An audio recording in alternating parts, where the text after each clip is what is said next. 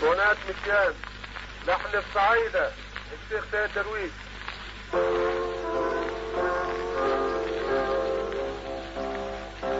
يا ولدي عمي يا ابوي، يا ولدي عمي يا ابوي، يا ولدي عمي يا ابوي، هذه البضمون ويلا يا اسماعيل للوقت يكون مصر في مصر ولبنان بعدها ما بيحسن الموت. عبد الله وعهد الأنبياء ما نكونش ولا بالنبوت، هي السمكة تفوت المية، احنا من مصر نموت. يا ولدي عمي يا ابوي، يا ولدي عمي يا ابوي، يا ولدي عمي يا ابوي، لمينا لما لمينا بالنرجاح لبطل ندران، والله بركة للتعبير وخلصنا من وجع الراس. كل بلد أفكر من ثانية وحياة سيدك أبو العباس، دولتنا يا مصري في الدنيا ما كنا نلاقي ولادنا. يا ولدي عمي يا ابوي، يا ولدي عمي يا ابوي، يا ولدي عمي.